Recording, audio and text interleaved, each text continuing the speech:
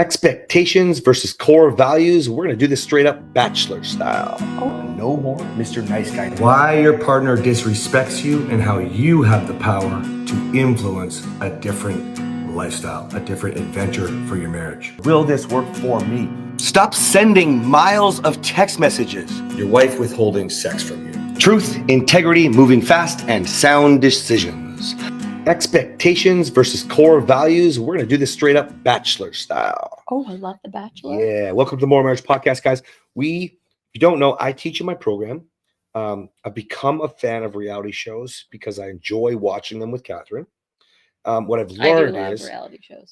Because we, if you know anything about us, we don't have a relationship with the TV. We press pause, we talk, and this and that, and especially reality shows. It used to annoy him. It used to, because I used to talk, and he used to be annoyed to press pause. Now he's ready with the pause button because he loves the conversation. That's what it should be, guys. No matter what you're doing, the time should be quality. Now, whatever you do, I like to encourage men to use reality shows so that a woman gets her fill of drama.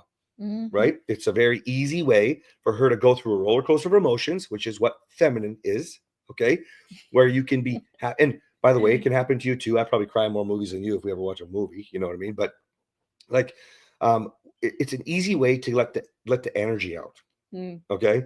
Now, when you start learning, say from this podcast, okay, or if you're even smarter and you join our programs, okay, or you buy our books and you start learning, you start to understand masculine, feminine, male, female, like relationship, the way that we teach it, the new marriage.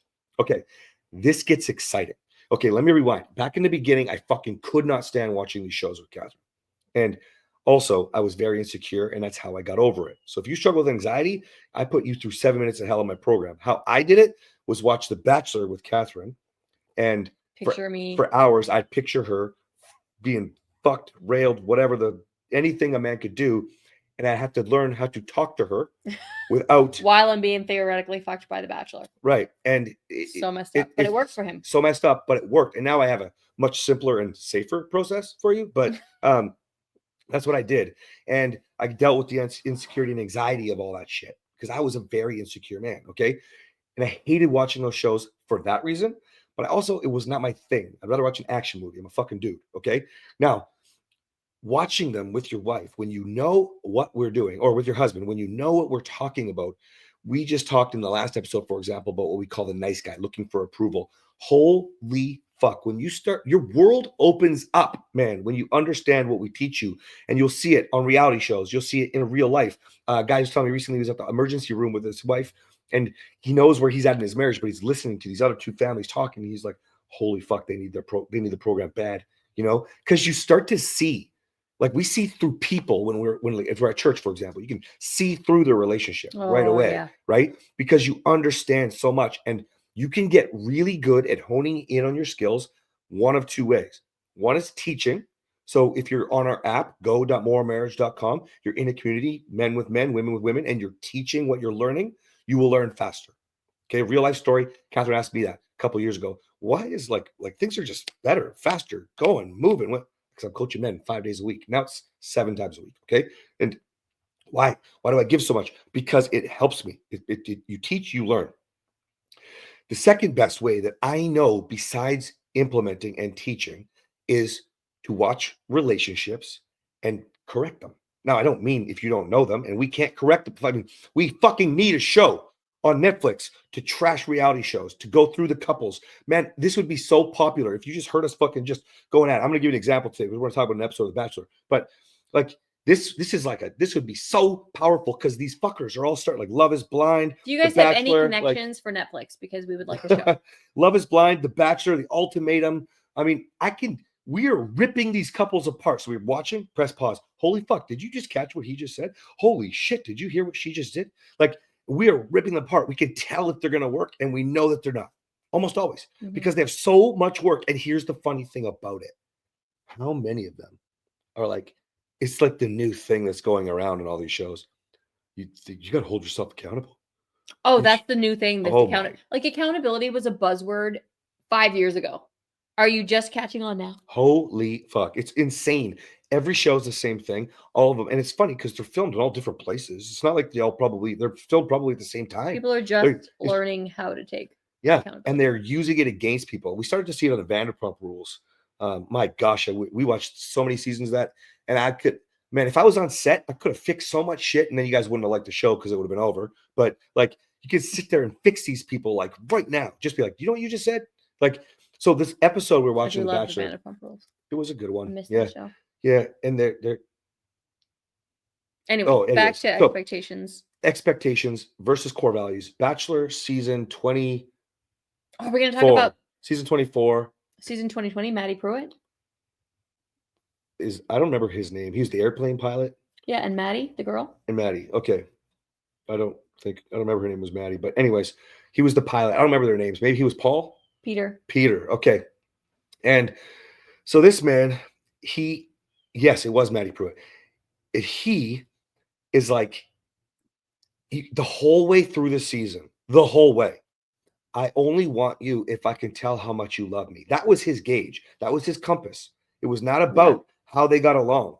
I want someone that loves me as much as I love them. Yes. Is pretty much the go-to phrase he went to. Mm-hmm. This man is so deeply unloving of himself that whoever he attached to, it was based off how they felt about him. Yes. This is not a safe place to be. So starting the relationship, you're going to be Ryan, who I was, and you're going to be fucking smothering her. And it's going to go back. It's going to spiral because you're going to have all these expectations. You're going to keep score. This is the nice guy. Okay. Now, where I wanted to go with that was, so expectations and core values. At the end, they have, what do they call it? The fantasy suite? Yes, the fantasy suite. Fantasy suite. Okay. Multiple. Oh, by the way, one with each girl. And by the way, with the show, like, holy fuck, our values have changed. Like, every single person is kissing after 5 fucking minutes. What the fuck is wrong with you people? Like, you know each other for 5 minutes. You're not even drinking. How the fuck is that even happening? Your connection is that strong? Anyways, kissing everybody. Yeah, first dates is crazy. Anyway, all right. So all the prudes just shut off the recording. They're like, we're not watching the Morrows anymore. Well, it's okay because they're not going to have the new marriage. That's just not how it works, man. That's right. All right. So now we watch them go to the fantasy suites. Now, Maddie says to Peter, if you have sex with somebody, or she didn't say sex, if you get intimate with somebody, everybody's afraid of sex on that show.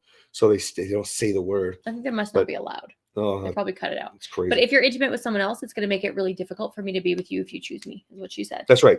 And he kind of acknowledged it and kind of didn't really care. And then it seems to me, I don't know for sure, but it seems to me, I think he had sex with 2 of the women, but not her. Mm-hmm. They didn't, because she didn't go to the fantasy suite. She was like, I'm not going. This is my jam. I have core values. Because he told the truth. He did say, yes, I was intimate. And so she said, I have core values, and I left. Now, where I'm going with this is simple. You can have an expectation in your marriage. Okay. And I understand that this is dating, and I know this is before marriage. And if you are dating, because I know a lot of you are dating, you're not just married, because we're climbing the ranks. By the way, 5,000 downloads a week right now on this podcast, fastest growing marriage podcast. We're climbing in the dating world now. Well, good. I hope The Bachelor, Netflix, everybody sees it. Honestly, not this episode when my hair is just aired. You guys watched all the other episodes? One of the episodes when I might look nice. So if you are dating, yes, we can. Don't worry. If we are dating, okay, then you should have clear expectations, and those should be set off your core values. She was far too vague. She should have said, then that won't work for me. I won't do it. And as you see later in the reunion, she didn't even follow through with the core values. She loved them too much. I don't think she was vague. Right? I think she went back on what she said. Give it to me. She was clear. She said she said she was trying to be gentle. She said, it's going to be hard for me to accept you if you've been with someone else. She then was firm on that boundary. She left. Mm-hmm. But then what happened was the host of the show approached her and said, you should basically, do you want to come back? Mm-hmm. And then they formed a relationship. Mm-hmm. Now it wasn't based on the fantasy suites. She knew that he was with someone else. What she said was, I can't say yes if you propose to me, knowing that you slept with someone last weekend, basically. Mm-hmm. But then however many weeks or months went by, then she took him back. I feel like it might have been 3 months, but so she's sacrificing her core values because she's a virgin. She's saving herself for marriage. She's understanding of the fact that he's been with other women, but she still didn't want it to be like last weekend. So that a few months go by, reasonable. It's totally reasonable. But for her, I think that she was sacrificing too much. She can find someone that has the same values that she has. Mm-hmm. And then the expectations are not going to be too much, which I think is what you were getting at here. So expectations versus core values. It only seems like an unreasonable expectation if you don't have the same core values. So for this girl, Maddie, if she were to find a man, which I believe she did, I looked her up I just Googled her, and she's with someone, and I think she has kids now.